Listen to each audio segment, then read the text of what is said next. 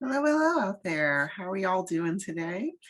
I am doing great. I'm still playing catch up with the Ready to Love episodes. I think the seventh episode is tonight, so I'm going to try to pump out episode 5 and episode 6 tonight, as well as episode 7 when it airs. Um, so we're going to start season 4. I'm doing a review for Ready to Love season 4, episode 5. It's titled Eyes Wide Open.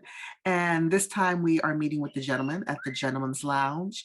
And Tommy talks to the men and tells them that they are going to be invited to a masquerade ball with the ladies as well.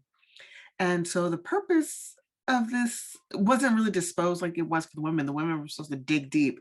For the men, it doesn't seem like they really had a purpose at first, until we get to the ball. And he says it's to uncover, to uncover your mask and show who the real you is. And for the men to like really, ask those questions to figure out who they are. But in the beginning, just addressed to impress and, and just show up. So I was like, I feel like the men have it way easier on the show than the women. Let me know in the comments if you agree. But that's just the feeling that I get. So we break up into dates before the masquerade. And so we have AJ and Kyra and Jason and Alexis, and they all go ice skating. AJ and Kyra are just trying to reconnect since they had the bad history of the bad date where she ended up paying because his card was declined. And so Kyra's just talking about all the redeeming qualities, in him. She mentioned that he's an engineer. And so when she said that, I was like, sound, chemical, structural, mechanical, like what type of engineer are we talking about here? So I just want, I just want to get that little information there. But it looks like they're trying to reconnect, and they still have some feelings for each other from their prior history. And we switch over to Alexis and Jason, and okay, before we even jump into the conversation, Miss Alexis Fly Jones was wearing a whole tracksuit, and on the shirt it said Fly. Told you I love awkward silence. Is this girl's fashion, and I'm boring right now. I'm wearing white shirts, but trust and believe, my closet is full of cute stuff. Okay. So Jason and Alexis get into a conversation about where they are as far as their chemistry and their relationship building. And Jason said it's hard to see her as something other than a mom because he coached her son in basketball. And I liked their conversation. It was very serious. They weren't joking around. They were really trying to get to the heart of the situation. That their relationship is not progressing because Jason doesn't see her in that way. But I just see that she's too aggressive. And he's not allowing. He likes that chase. He likes to pursue, and she's not allowing that. She is very forthcoming, just very, just she's wearing the pants in the relationship, and it's not really giving him a place to like, be comfortable and pursue her. So I'm glad that they had the conversation and that they're going to move their separate ways. Next date was Ron and Stacy. Stacy comes over to Ron's place, and he ordered food, which I like. I just cater the meal. If you can't cook, cater the meal. I am good for takeout. Stacy's talking about her experience coming out of divorce and how moving into this transition of dating and starting a new relationship, how it's affecting her. Then they get onto the topic, which don't bring up other people on your date. Get to really know each other. Ron mentions to Stacy, I'm looking at my notes. So Ron mentions to Stacy that she and Chris Santhium are his tops. And this is where we find out that Stacy and Chrysanthemum have really become like really close since starting the show together. And they refer to each other as Frick and Frack, which I think is a reference to like Real Housewives of Atlanta. Let me know, because I stopped watching Real Housewives of Atlanta a long time ago. And when they said that, it brought me back to what Chris said in the casting special, about like if her and one of the other girls likes a guy, what would happen? She was like, yeah, we cool, but you're not gonna get between me and my man. So I want to see how that plays out, since now that we know that they're really good friends. Ron is put on the spot by Stacy about his rankings, like, am I number one, or is Stacy's like, am I number one, or is Chrysanthemum number one? And she puts them on the spot on their date instead of finding out, like, see if you guys have a connection. But Stacy's so preoccupied with rankings and whatnot that it's taking away from the conversation. So in the in the middle of the conversation, she got the answer she didn't want to hear. Ron is feeling Chrysanthemum over Stacy, and it left it at that. Like you ask the question, you get the answer. You're not gonna change his mind. And later we find out that that's not even his ranking. Like he has someone else who's his number one. And that's the thing about, I'll get to it later about Stacy and Chrysanthemum. It's just their relationship, and it's just really interesting that they gravitated towards each other and their behavior on this show. Next up, we have Chris and Amber. I put in my notes that this was like a meditation. Is this a meditation date, or is this like a cheat date because they're just laying on the grass meditating? Which I thought was cool. I think of KG Smooth as Mr. Progressive, so I'm cool with that. I'm down with that too. But it just seems like Amber goes along to get along. They go into a conversation about what is their end goal, and they're saying if it just ends up in a nice relationship without marriage, then they're fine with it. And Chris KG Smooth said that, and then Amber just agreed. So that's why I put the note, like Amber just goes along to get along. But I do agree with KG Smooth. I'm like, if it doesn't result in marriage, then I'm happy. Marriage is not my end goal personally. So I understood where he was coming from on that. Next up, we have a group date, which is Ron, Chrysanthemum, Joelle, Vernicia, Dedrick, and Tressa. They go to a salsa dancing studio. And I was looking around for an instructor, but it looked like Ron was the teacher. And I have feelings about that. If I'm going to learn bachata, salsa, merengue, samba, I don't want to be instructed by someone named Ron. Unless it's like Ronaldo. You know what I'm saying? Like Ronaldo, Gonzalez Lopez Cervantes, Montez Rodriguez. I need a tilde on that name. You know, the tilde little in squiggly thing. I need some accents on the letters in your name if you're going to be teaching me salsa. I don't want to be taught salsa by a Jerome.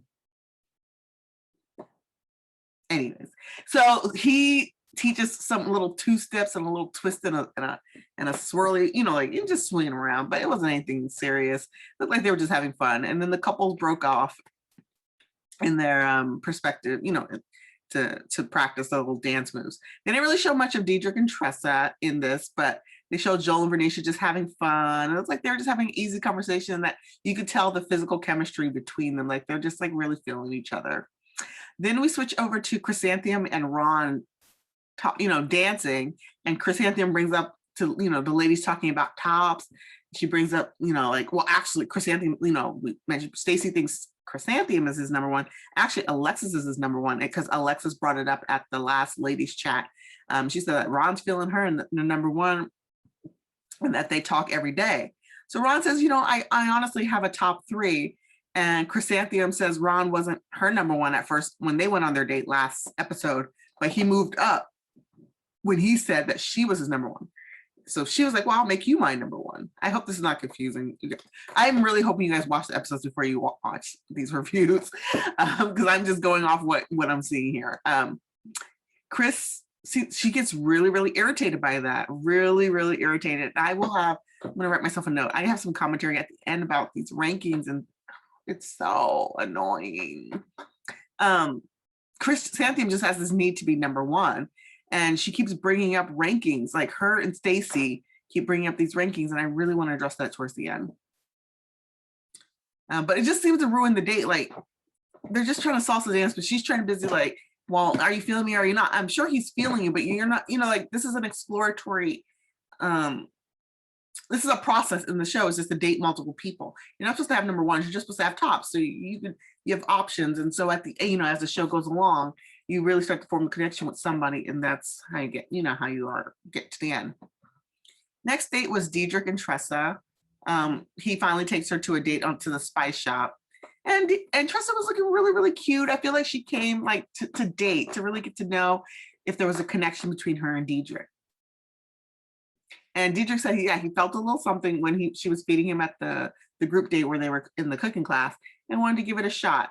But this date was so uncomfortable and awkward and drier than the seasonings in the spice store. Like, hella dry.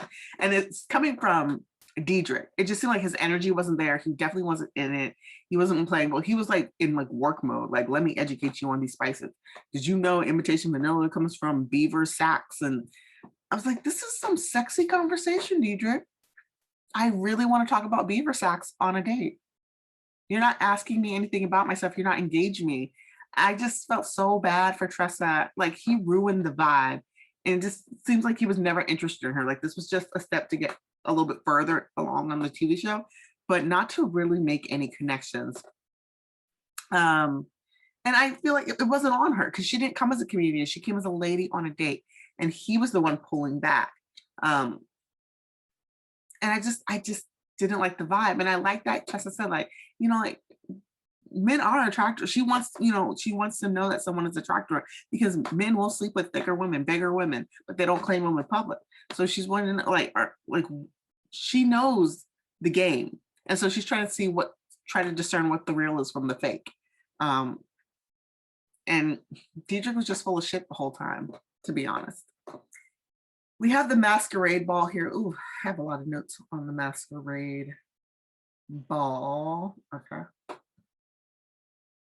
So everyone comes all dressed to the nines, looking extra cute. Alexis comes in with like a wedding dress with all this dangly stuff on it. Wasn't my zhuzh, but you do what you do. She said she came dressed at the wedding because she wants everyone to know what her intentions is. And I think she thought she was going to be the belle of the ball. But Miss Liz,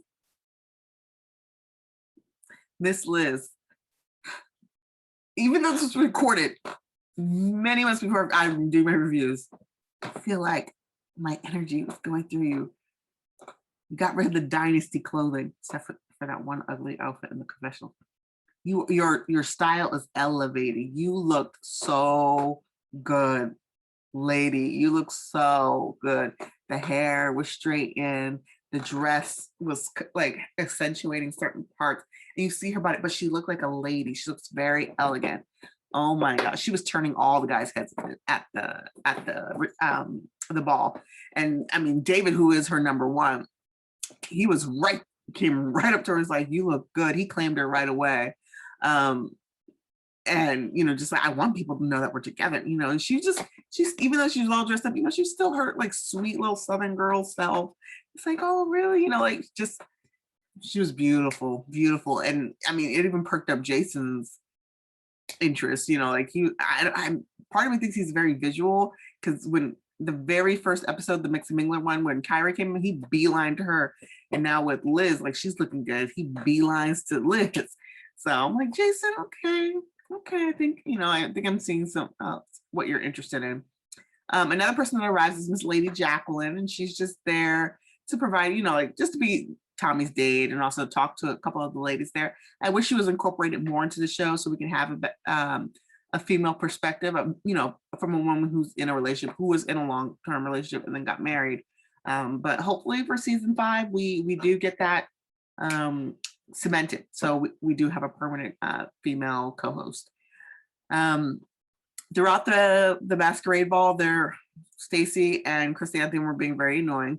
You couldn't see one without seeing the other. They were making it very difficult for the men to get to know them, because they're always together and they're always answering for each other. But it seems like Stacy is more intrusive than Chrysanthemum.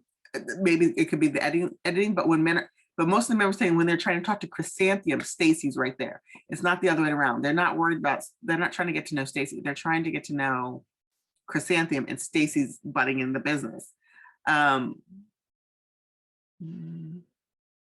Just trying to look over my notes here.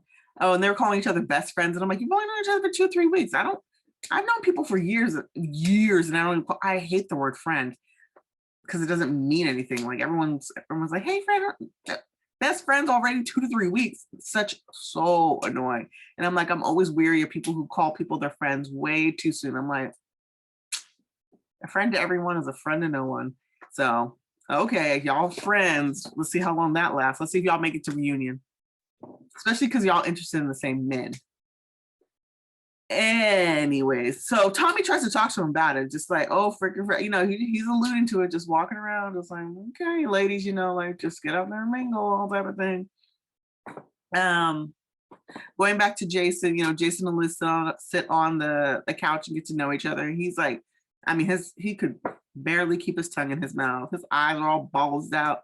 Just looking at her because she looks very beautiful. And as she's talking to him, he brushes the hair out of this. I mean, it wasn't even in her way, but he just wanted to like push her hair behind her shoulder. And I was like, you know, if my hair would have been right here, you know, but in front of my shoulder, as he would have moved his hand over, I would have been like, excuse me.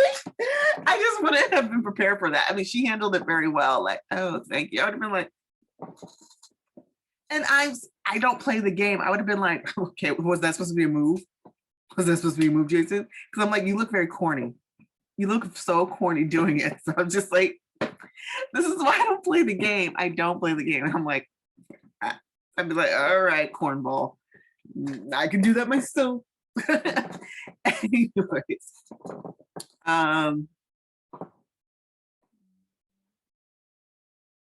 Okay, so this is where I'll actually talk about Stacy and Chrysanthemum, because later on the show, Chrysanthemum and Ron are talking at a table, and Alexis rolls up, and she hugs Joel. She's just grabbing something to drink, and as she's, you know, getting her drink, Ron leaves Chrysanthemum to talk to Alexis, and Chrysanthemum is pissed about it. And Ron, you know, he's talking to Alexis about being number one, and he even says like Chrysanthemum is surface level.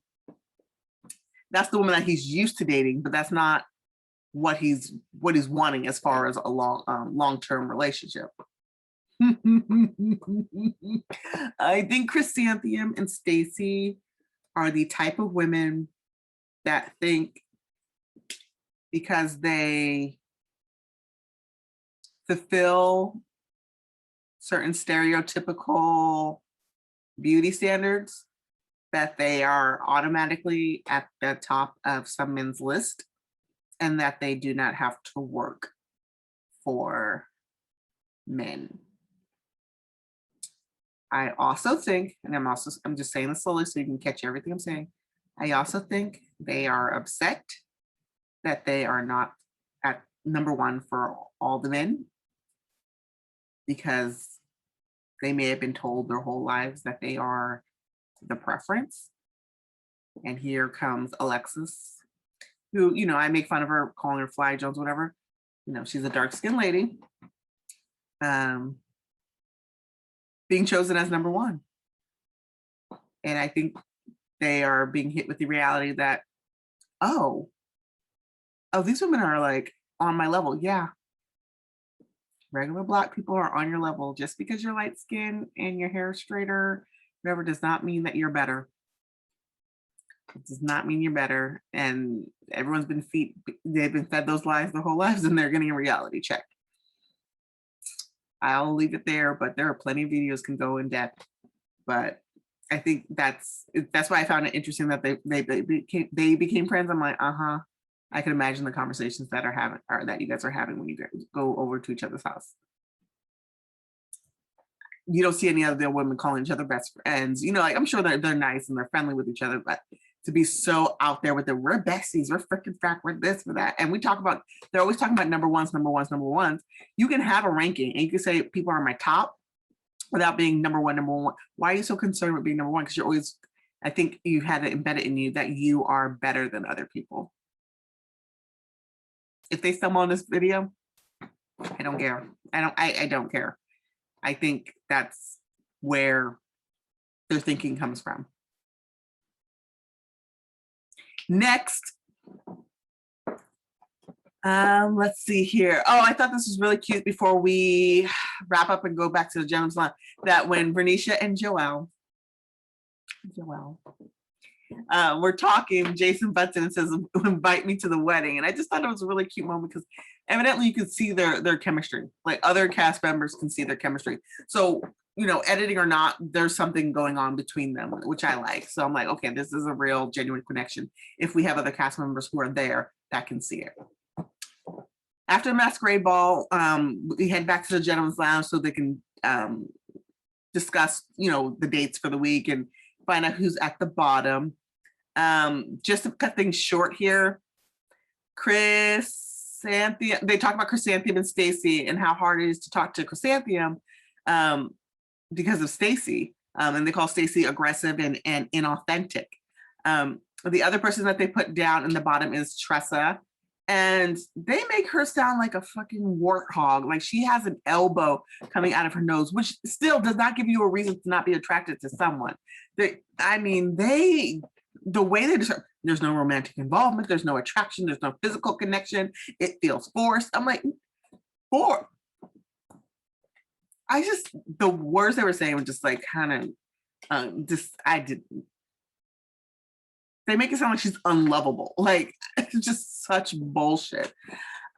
So we cut to, how they used to do it. So David takes Stacy back, which I thought was like revenge because she called him out last time. And now he's like, well, I will gladly discuss you being at the bottom this week.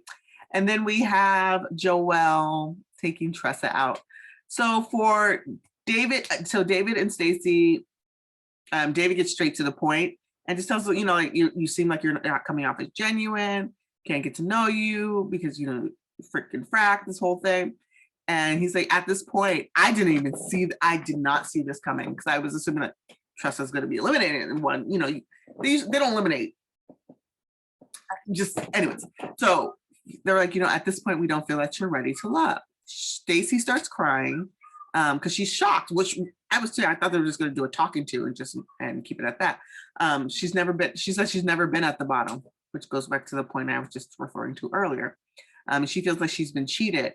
And then she talks about how she feels like she let her kids down. I'm like, I don't even know what you're talking about there. Like why you would think that why your children, like you let down your children. I'm like, I know I don't, I don't want to get into it. So Stacy's eliminated. Then we turn over to Joelle. He takes Tressa out. And you just see Joelle's just like, he's really sweet with Tressa. I think he was always one of the men that liked her. He likes him thick. And I'm like, Fresno, California, over here. I'm trying to get over there. And you can tell like talking to Tressa, it was a lot harder for Joelle than it was for Tressa. And he was just letting her know, he's like, like a lot of the guys are not feeling connection. So, there's not enough of the men on your side to keep you here. So unfortunately, you're not ready to love. And I was like, double elimination. Because they let go Stacy first. And I'm just like, maybe Tressa there's a hope there. But I was like, Tressa, okay, 2 people? The men are just slashing on her like that? Okay. But it looked like it hurt Joel more than it hurt Tressa. So Tressa was eliminated, saying she's not ready to love. And when they're saying not ready to love, I mean, they're just saying like your love is not here amongst the cast, but it's out there somewhere. It's just not in, you're not going to find it on this show. But like, that's how I would take it. I'm like, you tell me I'm not ready to love. I'm ready to love, but none of y'all are ready for me. So that wraps up the episode 5 of season 4. And before we close out, I'm seeing things that people are saying that Peter Guns and Joelle look alike. How fucking dare y'all? Rude. Don't you ever. I don't even care that they do. I'm in denial. Joelle and Peter Guns do not look alike. Y'all trash. Anyways, so that wraps up the review for this episode, and I will be back for episode 6. Until next time, take care of yourself.